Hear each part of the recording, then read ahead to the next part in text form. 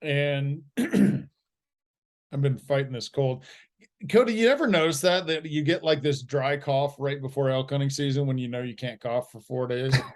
It's ridiculous.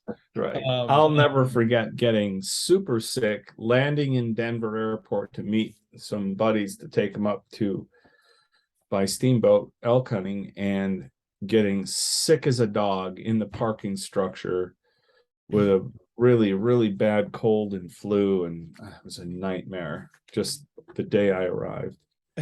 That's no fun. No fun at all. By the way, is this a video record too or just audio?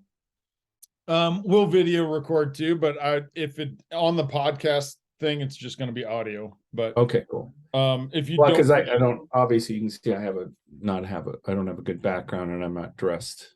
Yeah, I totally understand. So okay, we won't use the video. Okay. Okay, so let's get going. Welcome to the Franchise Your Freedom podcast. Today I'm here talking with Richard Cote, a successful Orange Theory fitness franchisee, to hear his story and understand a little bit about his journey as a franchisee that started, built multiple locations, and then successfully exited that business development. Welcome to the show, Cote. Thank you, David. Glad to be here. So tell me a little bit about your background and your story that kind of led up to your Orange Theory investment. Well, my background has always been in business, and I started out with a professional sales background, and then quickly recognized that I had entrepreneurial aspirations. So my first entrepreneurial venture, I actually bought into a company that I worked for, and then as a part of that acquisition, the founders agreed to retire, and then at some point we had a built-in full acquisition based on performance. So that was it was a really nice way for me, and a seamless way for me to transition into entrepreneurship and take over a company. It was a turnaround opportunity. We had a fantastic success story there. And then ultimately I sold my position prior to the completion of the full acquisition. So that was my first entrepreneurial venture. And then I did a number of things beyond that. I did some small things. I did a startup in 2007 that was a new product. It was a new brand.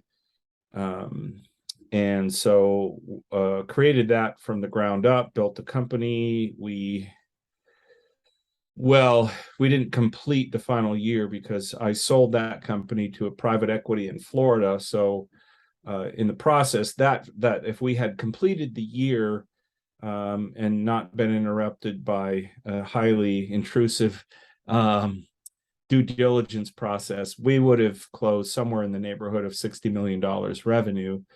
So that was fun, and then of course stayed on with the buyer for, I don't recall, a little while until they fired me, and then in the process was looking for some other things to do. And like I said, I did some things in between. I'm trying to hit the kind of the high notes. My wife actually talked to you initially because I was one of my attorneys in that business I sold to the private equity. He had asked me to help him build out his pizza business in Southern California to a franchise model. And so guess who I sought out? And that would be you. Do you recall that? Absolutely. Yeah, I had a blast working with you guys. So that was my first exposure to the franchise business model, other than just sort of generally being aware that there are franchise businesses. Had no interest whatsoever in that business model. However, with the exception of wanting to possibly develop this friend slash attorney of mine's business. And so you started the conversation about the franchise business and would I be interested in it? And you showed us a couple of things, and there were a few things that were interesting.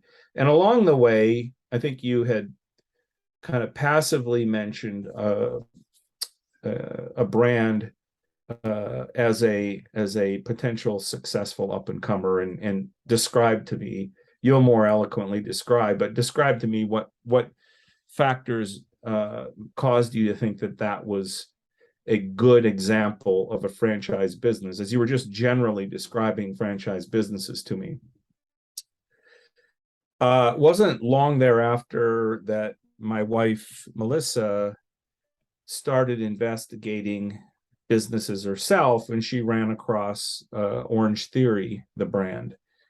Again, in the meantime, I was still working for the buyer of my previous company, and just kind of I knew that I was going to be let go at some point. It was just a matter of when, and I was getting the feeling I was nearing the end. So was interested in what am I going to do next. My wife, Melissa, I mentioned, she had worked in corporate America most of her professional career. She worked for GE Healthcare. She sold capital equipment for women's health, X-ray, mammogram, bone density, that kind of thing. Mm-hmm. And got thoroughly burned out by that mega corporation environment. Actually made her sick. So I told her just to leave. And so while she was kind of in her, I'll call it recovery period, she got interested. She also had entrepreneurial aspirations. Her family were entrepreneurs. And so she put this in front of me and suggested I look at it. I was highly resistant.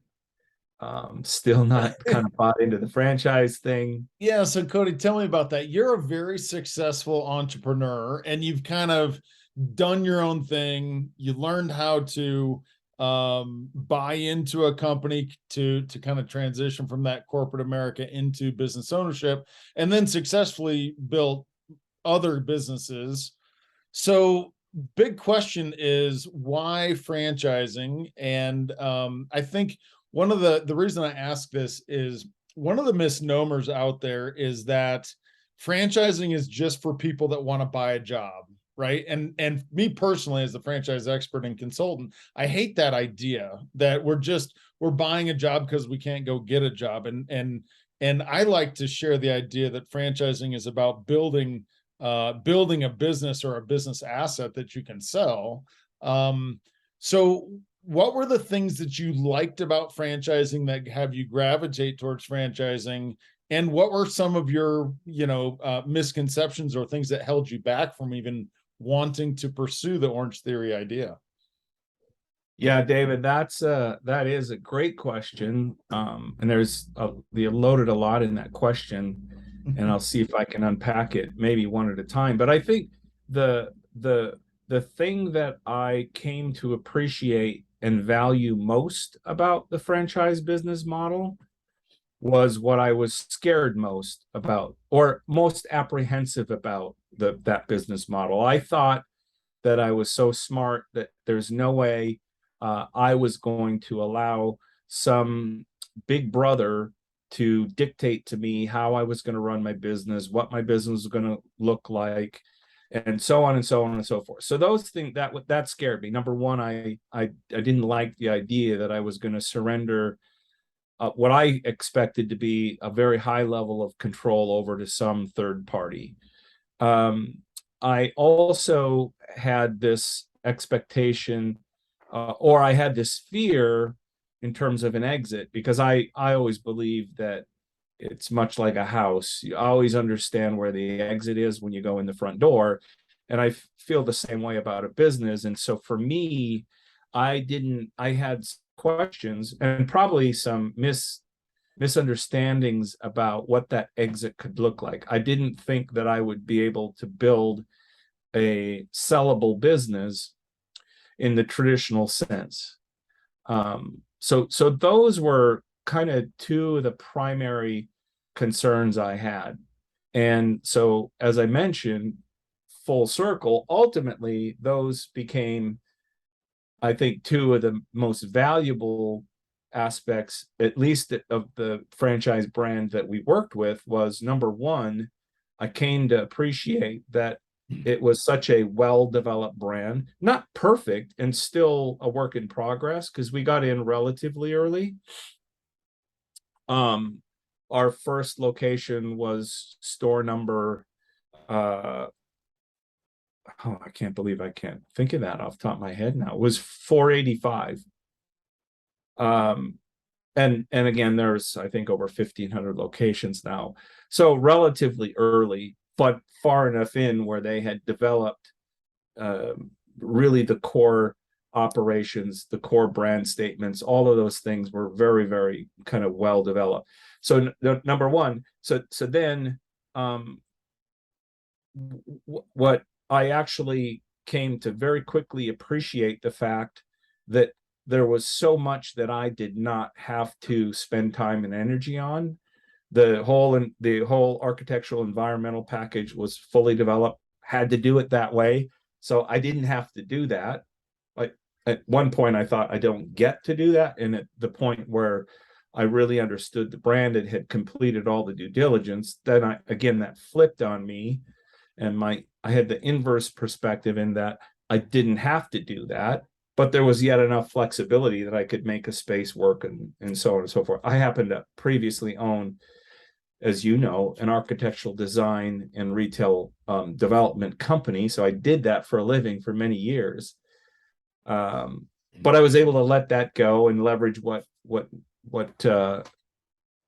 skills and experience I did have into building a beautiful facility. So then it also came to the processes. We were able to really piggyback on well-developed processes, yet there was enough room for development that we actually developed processes that corporate now uses even today. And then in terms of our exit strategy, we were able to develop a sellable business. And as you know, we actually completed our sale at the very last day of 2021 at multiples that I had no idea we would be able to experience, especially in a service business like fitness post-COVID in a state that was one of the least friendly states to fitness as it relates to COVID. So arguably the least. So to be able to exit at the time that we did, with the financial outcome that we did, really was, I think, I would have been happy with our exit had I known that would be the exit the day that we started the business. Pre-COVID, there was a material amount more that was left on the table as a result of having experienced COVID with that business. So you bring up a good point. COVID in the state of Washington, which was just not business friendly. That was very COVID centric. What advice would you give to listeners that are thinking about starting a business, owning a business? Maybe they're thinking about wanting to get into the fitness business, but they're afraid of a pandemic, of the government coming in and shutting things down. That because the pandemic kind of demonstrated that can happen, people kind of hold on to that residual negativity, right? So you lived through it and exited successfully. What would you say to people that are thinking about stepping out of that corporate America safety net and starting something on their own today in a post-COVID world? Yeah, that's also a good question, David. I would I'll go back to the question that you asked a minute ago that I didn't answer, which had to do with buying yourself a job. And I think that especially pertains to those folks that are in corporate America and they probably have decent jobs, decent incomes, but they're looking for something beyond that. And usually that's related to some level of control over their time. And I think your question you just asked is somewhat related, in that to make that transition, regardless of the times we live in, there's a certain amount of risk tolerance that an individual has to have, period. And there are things that you can't know. We never, in my while, I can remember distinctly standing in one of our studios, and a member asked me, and this was in mid-March, asked me, do you think they're going to close you down? And I laughed at him and I said, are you out of your mind? They can't close our businesses. What are you, crazy? and my point is that there's always something. There's the economy, there's this unforeseen pandemic, there's something that happens in a particular city or region that causes some kind of a shift. So there's always something. So the first level of making that leap is just accepting that there's going to be risk, and then trying to somehow figure out how much risk can I and my family tolerate to do this. And that's just, you have to do that in any circumstances. So to me, what the benefit of making a decision to do that at a time like this, a post-COVID time, is because it's now history. We now have the experience. We now understand what that was. And so I think, especially as it relates to a franchise business, it's even more important to do really, really honest due diligence, because hopefully that brand has also already lived through soldiering their brand through the COVID experience. So that, do you understand what I'm saying? So they basically have solved that problem for you as a new franchisee. And so it's really about doing due diligence and trying to cross-validate how they have gone through the process and what it looks like for the brand going forward. So I don't know, maybe I'm making it a bit of a cop out of an answer, but I would really lean on the franchisor to understand how have they adjusted their business specifically in a post-COVID kind of environment. But again, understand there are so many more things that you don't know. You just have to have some level of tolerance for risk, or don't do that.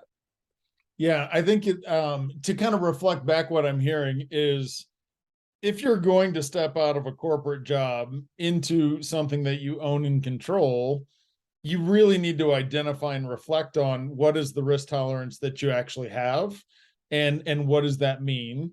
And then as it relates to things that are outside of your control that would then, increase your the challenges and or your emotional reaction to that, like a COVID and a pandemic event, your role as a franchisee is to lean on the franchisor and their experience. That's the whole reason that you're deciding to do a franchise versus starting a business from scratch on your own, right? At least you've got the franchisor and their experience, but also maybe the peer group, your other franchisees across the country that you can lean on as well. Tell me a little bit about your experience with your co-franchisees. There's typically an annual conference, and so you get to know them. Sometimes you just know your other franchisees across the country, know who they are, and sometimes they become really close friends and trusted colleagues and advisors almost. Did you have that experience? What was your experience interacting with other franchisees, and was it positive or negative? Yeah, it was very positive for us. I would say that if you're a serious potential franchisee, if you're going to be in, and what I saw was kind of both. mostly was positive. I had co-franchisees that we developed really, really close relationships, like you mentioned, both personal and professional. So we very much leaned on each other in terms of working through some of the nuances of the business, and we shared ideas. And so my recommendation is, if you're in, be in, because there were those that were always sort of the black sheep, and they were negative, and they were quick to point out everything that was wrong with the brand or everything that was wrong with the marketing. And there were things that weren't great, but in the as a whole, it was very good. And so I just always felt like my wife was very good at developing relationships and sharing ideas and strategies and operational nuances and things like that. So focus on those people, develop those relationships, because there will be some, and you'll notice a correlation, by the way, between their performance and their attitude. There's no question in my mind about that.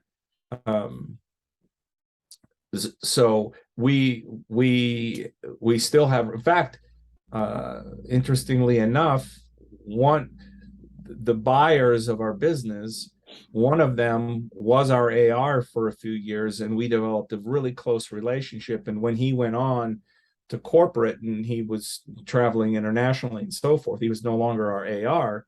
That was a relationship that we had developed. And then his partner was ultimately one of our members, one of our customers, and they got together. I was facilitated a meeting of the two, and ultimately they're the ones that bought our business. So I think, regardless of it, if it's a franchise business or not, you always want to you always want to develop those relationships, because they can bear fruit in the future, if not the way that it did for us, certainly on a day-to-day performance level. And then your mention of the convention, again, I'll say it, if you're in, you're in. Go to the conventions, participate in this stuff, meet the people. I mean, they really are the network that you develop during the course, especially of the maturation of your own business. That's going to be invaluable. It's going to pay dividends. There's no question in my mind. So Cote, I want you to go back. You really nailed it with something that you said, that it was something around the difference between the top performers and the less than top performers has everything to do with attitude. And one of the things that I hear day in and day out as a franchise consultant is, I want a franchise with a good brand, or I have to have an awesome location, right? Because you don't understand, my location is special and different.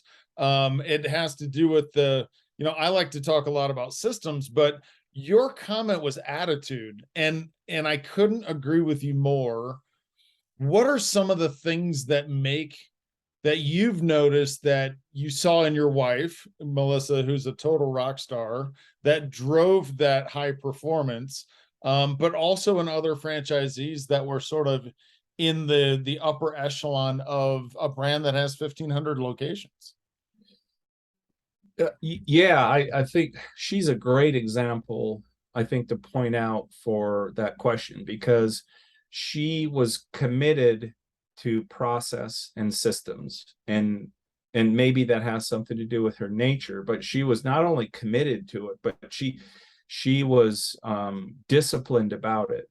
So number one, she believed in it, she was disciplined about it, and everybody that was everybody involved in our business knew that. And so she was all about executing on the processes that have been developed and that we had enhanced. And so it was, and her attitude about it was, in other words, there were things, I'm struggling with this a little bit, because there were things, and I would call them, characterize them as mostly minor, that we thought there were better ways to do it, but our staff never knew that those were always conversations that were isolated to us. And we also had a responsive franchisor, and she would she would first demonstrate them. She was not a complainer, so she wouldn't complain about what was there. She would adjust, and then she would demonstrate that it was successful, and then we would present it to corporate, and then they, in most cases, accepted them in their processes that they use today. But part of that comes in the due diligence process, and I know I've said that a couple of times. I'm saying due diligence from the perspective of the potential franchisee, and taking that really, really seriously, and doing everything you can do. You can't know everything, but you can know a lot. And I pivoted a little bit on you, and I'm not sure if I've adequately answered the previous question, so I apologize for the pivot. But No, I think it's good. I think what you're saying is you have to ask good questions to identify what are those things that are going to cause you to have a bad attitude or a good attitude about the franchise system, and and executing against that system, which is what drove the high level of success for you and Melissa. One question that I get a lot in terms of partnership, right? So I'll have two scenarios that are pretty common. I have a coworker and we want to be partners, and I've worked with this person for 10 years. And so being a business partner is a good idea. The one thing I always point out in that scenario, whether I'm talking to a husband or wife or male or female, doesn't matter. I want them to recognize that their spouse is part of the partnership regardless. So we're not talking about two people, we're talking about four people. And differently, if I'm talking to let's say a female candidate, I want to ask her where's her husband in this whole idea of starting a business, right? So pointing out that you are in a partnership anyway. Do you recognize that? And then how do we think about what a successful partnership looks like? That's what I would like you to share with our listeners, is what does a successful partnership look like? In our previous conversation, you really talked about what a great partnership that was, keeping the business and the personal relationship sort of separate, but that's always hard to do. Can you speak to what that business relationship looks like with your spouse? yeah, that is a great one. And in full transparency, I didn't share with you one of my other major apprehensions early on when I studied the franchises. I didn't want to be in business with my wife. So that was also part of the challenge. And I would say that previously, and probably still generally, I've always said that if you want to preserve good friendships, make sure you don't go in business with them. And and that cliche, probably right? could be said about marriages too.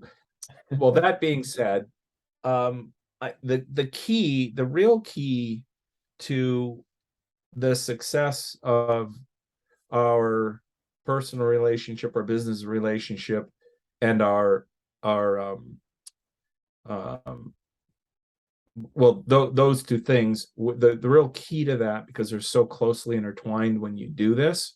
And it could be, like you said, it could be a spouse, it could be a brother, a sister combination, it could be friends, like you said, co-workers, it could be anything, but it still applies. And the key is to be real honest about what level of buy-in that each of you have individually, because you have to have the same level of buy-in. And I could drill down in that and talk about what that means, but it's just across the board. You're both committed to the same goal. So you've articulated what your goals are going in. You've articulated where the challenges are. You're both on the same page when you're trying to understand that. You've done the due diligence together, so you both understand. You've both talked to the other franchisees about the potential opportunity. You've both talked to the broker, if there's a broker or some other sort of middleman in between, so that you both understand that going in. And then once you've decided that something you're going to do, comes down to having a very, very clear and committed understanding of what your roles and responsibilities are in the business, and then where those cross over, where you're sharing responsibilities. So, and that was one of the things that we were able to do successfully, is that Melissa had very specific areas of responsibility that I would offer input, feedback otherwise, but I did not, I rarely interacted with staff in her areas of responsibility, so as to not confuse messaging, to have, because that's one of the classic problems in any business, much less husband, wife, brother, sister, brother, whatever it is. Yes. That you're stepping on you're sending mixed messages to the staff, and it's not fair to them. So, and likewise, there were major areas of responsibilities that I handled, that she offered feedback, asked questions, but when it came down to it, that was my area of responsibility. And then where there was clear crossover, we just talked about it, and we fought about it and argued about it, and we came to a decision. We moved forward on the decision, and then it was on to the next thing. So I think that was really, if I were to boil it down, it was understanding each other's areas of responsibility, and then respecting and being committed to those. Yeah, that's such a discipline about it. Yeah, that one thing I like that I'm hearing from you, Cote, in multiple parts of the conversation, it's attitude. You use the word discipline multiple times. Focus on the system and the process and have discipline. Focus on your lane as a partner. This is her lane, this is your lane, and then have discipline to stay in your lane. Those are the things that really separate the highly successful from the not so successful, which is why I wanted to have you on the show and have this conversation, because just in talking with you the other day, you did so many things well and so many things right that drove that remarkable exit, and strong EBITDA and all of those things. So not super surprising, you were a successful entrepreneur before, but so many great lessons to be shared in this conversation. So I really appreciate your time. I appreciate you coming on the show and sharing your experience, because I believe that's where the magic is talking to people who've actually done it, and gaining from your experience. So thank you for that. Well, you're welcome. I have an appreciation for especially your candidates, because we were there. We asked all the same things. We had all the same apprehensions. We had all the same concerns. We had all the same hope. We had all the same ambition, and so we can really appreciate that. I was blessed to have a phenomenal partner that I truthfully don't think I could have experienced this level of success without her, regardless of whether she was my wife or not. I really don't believe that this kind of level of success could have been achieved without her. So that needs to be said. That's fantastic. I love it when husbands talk so highly of their spouse. I think that's always an attractive attribute. And having met Melissa, she deserves all of the accolades that you're giving her, for sure. So thank you for being on the show, Cote. Lots of nuggets of great nuggets of information here. I appreciate your time, and I look forward to talking to you soon. All right. Thank you, David. Thank you. Bye-bye. Bye.